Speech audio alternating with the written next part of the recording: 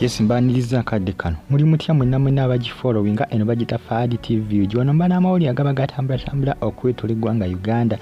Ngenda kusaba mbye subscribe ng'onyige kadde nkugamba ati comment section weeri awo obubaka buntira mu comment section ate osigale nga ogifollowinga. Oluvannyuma lwa Pastor Moses Bugingo okuva n'ayisaamu eddiini y'Obusiraamu amaaso live katuuti wali kukananira nti abamu ku abo abasiraamu bavudde nga bakola ki nga bamuwuninga oba bakozesa okuta okulabula. Kuno kuliko omukyala amanyikiddwa nga Leila Kachappizo Kalanzi. Leila Kalanzi Kachappizo kwosa n'omuyimbi amanyikiddwa nga Muddula. Bano balabudde Pastor Bugingo agende mpola ku ddiini y'Obusiraamu kubanga ekijja omuntu tajja kukimanya. Jjukira bano Bamuddula batambula n'eggaali y'abayaayi. Abayaayi basobola okukola effujjo naye tebako kyebakola. Basobola okujja ne bakola effujjo ne balumba kyaki ne bakola ensasagge ate abako n'omugwafuna. Bamulabudde omanye ezo eggaali ennaku zino nnyingi mulabe kye bakoze Alien Skin Palaso kye yamukoze. Kakati Muddula amugambe mpooziko nga nawe oyagala kituba tukukola. Amulabudde. Lowooza omuyimbi Muddula mumutegeera Muddula y'oyo omuyimbi. Alabudde mukulu Bugingo. Bugingo yatandikiriza ku mulundi guno abasiraamu badde bamuvaako nga yemanyi nti musajja muntu wa ntalo ayagala nnyo entalo buli kaseera Pastor Bugingo yaba ayagala ntalo oba kiki oji watali ntalo ndowooza tabeera mirembe akyokooza eva ye ebintu by'okujjaaje enjiri ye etambulira mu kulumba bantu kuvuma bantu ogera bitategerekeka. Kakati Muddula amulabudde amugambye ssebo genda mpola kendezaako ku speed controlling speed yeyo gy'otambulirako ng'olumba eddiini y'Obusiraamu. Binaggweerawa binaakomekerawa.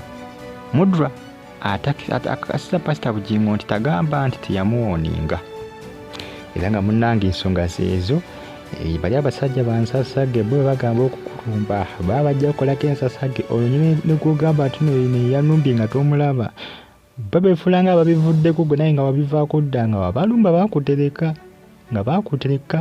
Pastor Bugingo ayagala nnyo entalo kyobola yabulwa n'omuntu yali amulumbye okwagala omukuba amasasi.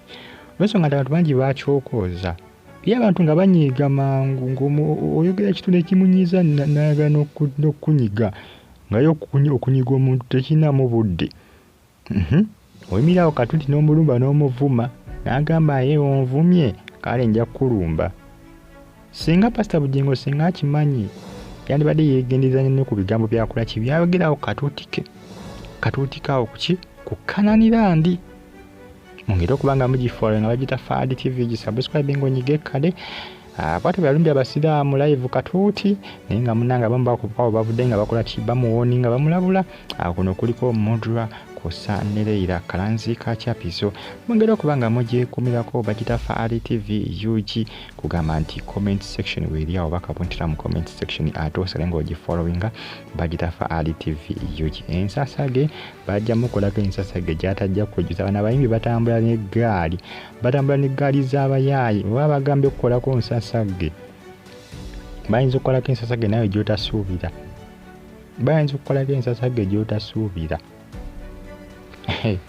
Pastor Bugingo yeegendereze nnyo yeegendereze nnyo. Bye Muddula amulabudde. Jjukira Muddula y'omu ku abayimbi abasiraamu Leila Kalanzi Kachappizo bayimbi bangi nnyo abasiraamu naye nga bamasheke bo basirise kye manyi baakowa entalo za Bugingo abakyokooza baade bamusiriikirira naye ye eva nga wamanyi buli kaseera buli waba ku saavisi y'abasande saavisi oba lankyawa eva aba ayagala atambuza saavisi ng'alina gwalumbye alina gwaguddeko olutalo ng'akuliitinzeewo ebintu ebitategerekeka entalotalo ezo. Eva bwe lwabeera ku kyaki katuuti afuba okulaba ng'alina gwakola ki ng'alina gwalumba mateeka akifubako nnyira akirwanako nnyo. Eva lwabeera ku sande saavisi ye oba yalwazande oba yamisana mulakyawa yafa okulaba ng'abaako kyakola ki kyayisaawo afa okulaba ng'alinako gwakoze ki gwalumbye naye yandibadde yeegendereza nnyo kubanga ajja kulumba omuntu abeeko omuntu gwalumba amutereka amusiriikira amutuuseko obuzibu. Zamala banga bwe bali bagenda okumukuba amasasi Kusanga nawe mukwabo abayagala mukuba amasasi beyavuma ku katuuti kawo Kanani nga yabyerabira nenga bo bamutereka. Munange byebyo Bagitafaali TV gyembaagala nnyo musubscribe munyige kale manyi bagamba nti omumwa gwetaaga okontrolinga oluusi kubanga oluusi oguyinza okuzaalira akabasa waliwo oguyinza okuzaalira akabasa naye ng'ensonga zeezo mwongere okubanga mugifolowinga ku Lumbiddwa y'Obusiraamu kumuleetedde obuzibu bamulabudde mwera.